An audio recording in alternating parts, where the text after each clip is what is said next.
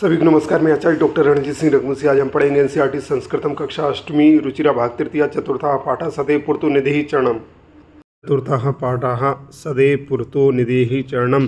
प्रस्तुत पाठ 4 सदैव आगे कदम बढ़ाओ। यह पाठ जो है श्रीधर भास्कर वर्णिकर द्वारा रचित है।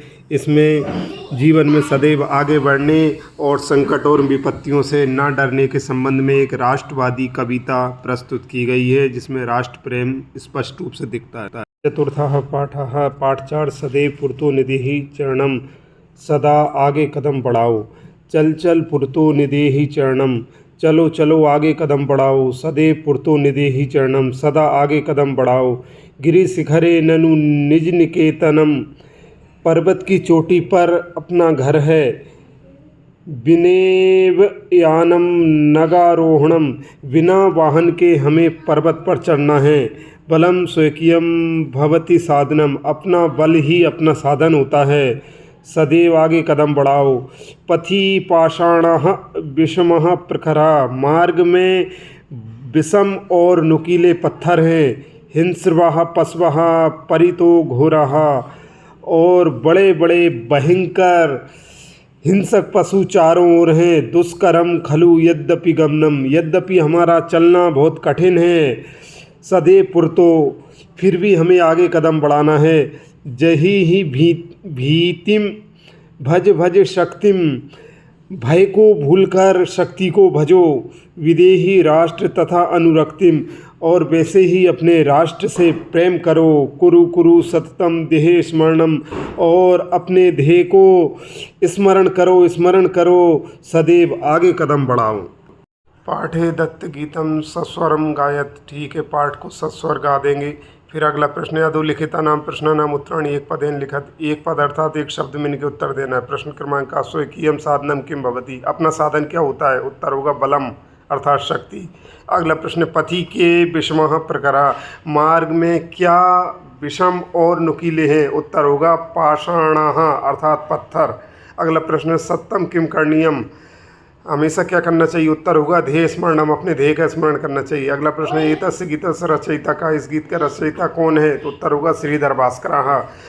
अगला प्रश्न है सा कीदृशः कवि मन्यते। वो कैसे कवि माने जाते हैं? उत्तर होगा राष्ट्रवादी। मंजूषातः क्रियापदानि चित्तवर रिक्त स्थानानि पूरयत। खिड़की में दिए गए क्रियापदों को देखकर रिक्त स्थान भरना है। का में है तुम विद्यालय में, इसमें आएगा चल।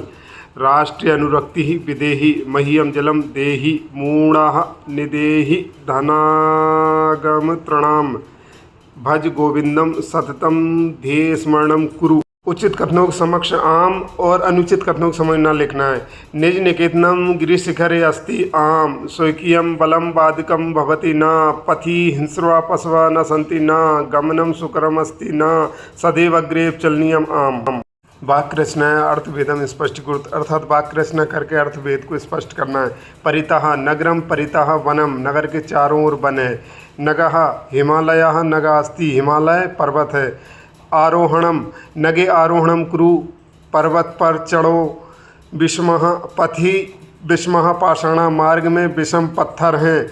पुरतः नगरस पुरतः वनम। नगर के सामने वन है। नागः वासुकी नागः। वासुकी नाग है। अवरोहणम पर्वतस्य अवरोहणम अर्थात पर्वत का उतरना। सम मंजू समधी अव्यय पदों का रिक्त स्थानों प्रयोग करने। विद्यालय पुरतः एकम उद्यानम अस्ति। सत्यमेव जयते। किम भवान स्नानं कृत्वा खलु सः यथा चिंतयति तथा आचरति। पुरता अर्थात सामने। एव अर्थात ही। खलु अर्थात अवश्य। तथा अर्थात वैसा। प्रकार ग्रामम परितः वृक्षः सन्ति। गाँव के चारों ओर वृक्ष हैं। विद्यालय में बिना जीवनम व्यर्थ। विद्यालय के बिना जीवन व्यर्थ है। सदा भगवंतम भय। सदा भगवान को भजो। अब इसमें विलोम पदानि योजत। विलोम पद को जोड़ना है। पुरतः का विलोम होगा पृष्ठतः। स्वकीयम का परकीयम। भीति का साहस। अनुरक्ति का विरक्ति। गमनम का आगमनम। लट लकार मध्येव्य लोट विधिलिंग लकार पदानाम निर्माणम करो। ये लट लकार से हमें इनका लोट लकार और विधिलिंग लकार बनाना है। खेलसी का बनेगा खेल खेले हैं। खादंती का बनेगा खादंतु खादेयु। पिवामी का बनेगा पिवानी पिबेव। हस्ता का बनेगा हस्ताम हसिताम। नयामाह का बनेगा नयाम नयेम। अधुलिखितानि पदानि निर्देश अनुसारम परिवर्तित। नीचे लिखे पदों को निर्देश अनुसार परिवर्तित करना है। पथिन सप्तमी विभक्ति एक वचने होगा पथि। राष्ट्र चतुर्थी विभक्ति एक वचने राष्ट्राय। पाषाण सप्तमी विभक्ति एक वचने पाषाणे। यान द्वितीय विभक्ति बहुवचने यानानि। शक्ति प्रथम विभक्ति एक वचने शक्तिः। पशु सप्तमी विभक्ति बहुवचने पशुषु। इति चतुर्थाः पाठाः समाप्ताः। सर्वेभ्यो नमो नमः।